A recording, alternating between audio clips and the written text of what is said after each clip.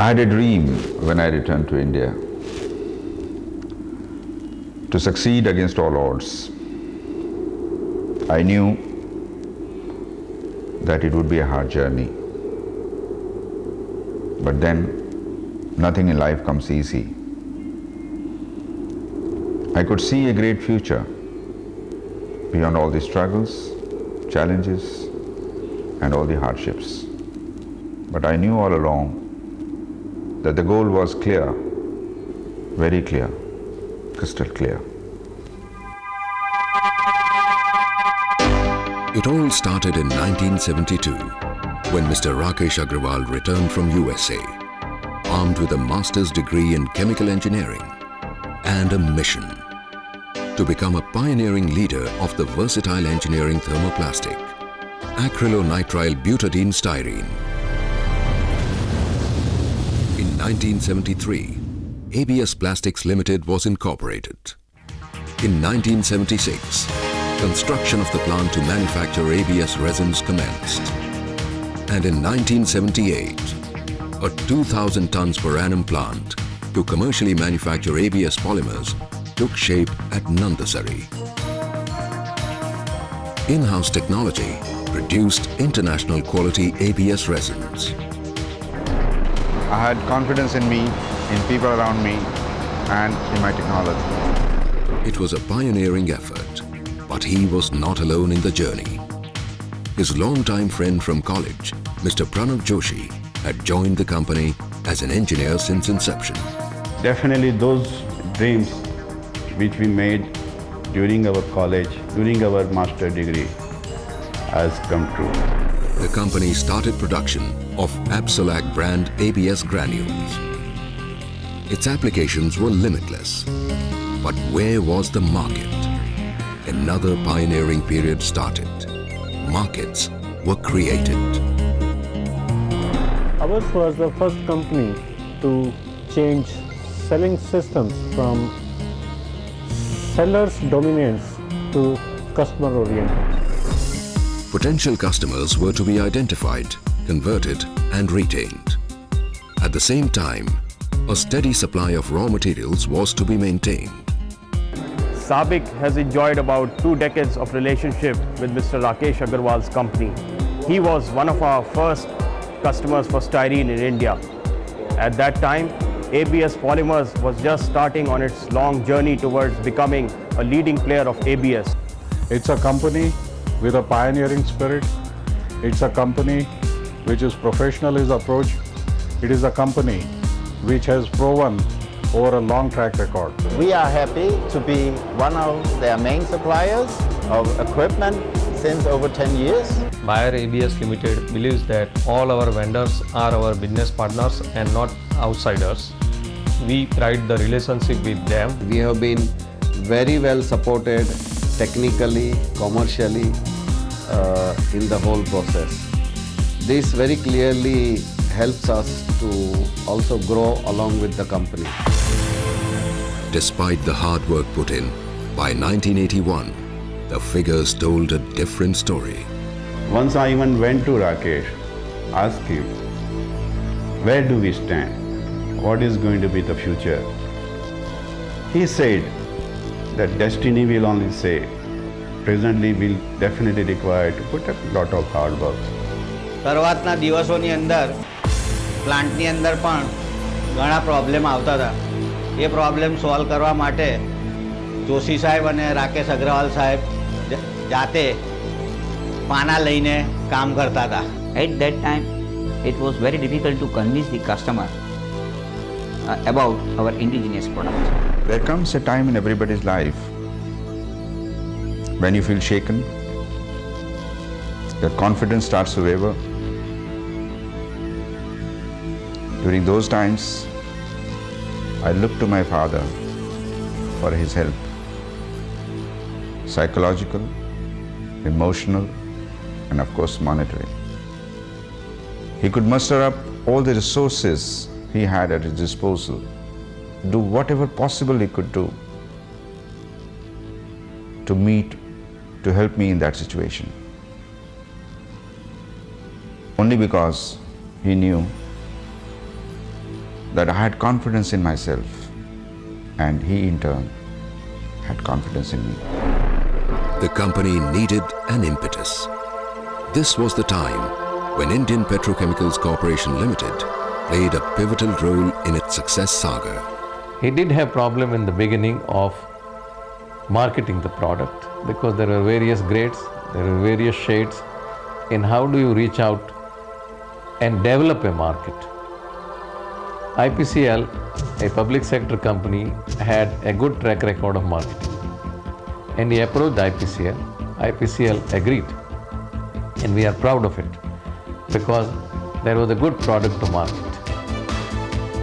From 1981, it took over consignment distributorship of all the company's products on an exclusive basis. Capacity was upgraded to 5,000 tons per annum. This mutually beneficial arrangement continued till 1985. By this time, the organization was on a sound platform, having wiped out all its losses. 10 आदमी हुए, फिर 50 हुए, आज 300 आदमी काम कर रहे हैं। तो हम लोगों ने पहले से कितना मेहनत किया होगा, यहाँ पे उसका अनुमान लगा सकते हैं। It stood on the threshold of success and announced its arrival. A new era began. It reached 75% capacity utilization. 30% compounded growth was being recorded every year. It became a true market leader of ABS in the country with over 60% market share, exporting around 10% of its turnover. The company was riding on a wave of success. In 1988, ABS Plastics Limited collaborated with Japan Synthetic Rubber Company for expansion of its capacity to 10,000 tons per annum. In 1992, the company was renamed ABS Industries Limited. In 1993, a 5,000 tons per annum styrene acrylonitrile plant was set up at Katol with JSR technology. The company introduced Absolan brand of transparent sand resins to replace conventional materials. Profits soared. Production took a quantum leap. Customer base broadened. Morale was high, and a new chapter in Indian polymer industry was written. In 1995, in order to have an uninterrupted supply of raw materials, it constructed its own bulk liquid storage terminals at Kandla Port. In all, 11 tanks store 13,200 kiloliters of liquid inventory. It also installed 40 wind energy turbines in Saurashtra with a capacity of 8.6 megawatt of power. In 1996, it set up an R&D center at Mokshi with a pilot plant and facilities that matched global standards. It met the requirements of the company and its customers in the areas of polymer characterization, process and product development and improvement, tailor-made grades and color development. By 1996, ABS Industries Limited was truly an Indian giant. It was now time to look beyond, over the transcontinental boundaries, search for new territories. Global players in styrenic business were keeping a watch on India. One such name was Bayer AG, a world leader in engineering thermoplastics. The company had earned the respect and confidence of Bayer to be its potential partner. It was only natural that both converged and merged.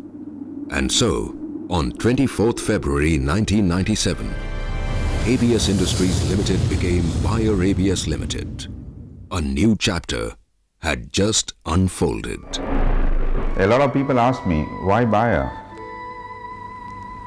We needed at that time infusion of new technologies, knowledge, networking, and vast resources. True, we were market leaders in this country, but Bayer was a global leader. Bayer at that time was putting a lot of emphasis on the engineering thermoplastics industry. This was a perfect synergy which Bayer was looking for. This was a perfect synergy we were looking for. And I can say now in retrospect that it has been a great experience, a win-win situation. Now, one of the best decisions of Bayer AG, our parent company, was taken in 1997 when we took over 51% share in ABS India Limited. Rakesh has been a very dynamic CEO, and he knew what is to be done at the right time. A new kind of enthusiasm was infused in the team of Bayer ABS. New challenges of global markets were to be met, and previously unexplored territories were to be conquered. A whole basket of new technologies and products opened up. Additional PBR facility was installed. The company moved into the plush interiors of ABS towers. All plants were run on sophisticated DCS systems. Macrolon range of polycarbonate resins were aggressively marketed in India. Market share surged to 65%. The premium Lustron brand of ABS resins were developed locally and introduced in the market. Bay Blend was developed using local intermediates and commercialized. P55, a higher efficiency, cost-reducing rubber, was developed in 2002 and was commercialized in 2003. Bayer ABS gained the distinction for the best rubber efficiency across all HRG powders available in Bayer plants. Capacity of the ABS plant was enhanced to 36,000 tons per annum by addition of a twin-screw mega extruder at Mokshi. The company now had more than 60% market share. SAN production capabilities were expanded to 36,000 tons per annum from an initial 5,000 tons per annum in a very short span of time. This plant today is the driving force of its operations. SAN market share went beyond 75%. It became a single source to major original equipment manufacturers like Hero Honda, Bajaj, TVS, LG and Samsung against global competitors like BASF, LG, GMI and GE. They have given us excellent service. We could always count on them for just-in-time deliveries at the right price and the right quality. Their R&D is always active and they are always consistently working on that. They have been single source of supplies to us for last almost 4 years, and only thing which we like more about the Bayer is that they are as aggressive as we are, and that has been the strength of our growth together. We have a relationship with Bayer dating back to 10 years, and during this period we have found them to be extremely customer-centric. One of the polymers which we were using for our toothbrush manufacture gave us serious quality problems. And as a person who did not have much, or I would say any knowledge in plastics, the man I leaned on is Rakesh Agarwal. And that is how started SAN, usage of SAN in India. It rules the automotive and IT sector with a market share of over 75%. New products with better quality for worldwide use by Bayer were being developed here. At the same time, it had access to a whole range of technologies of Bayer AG.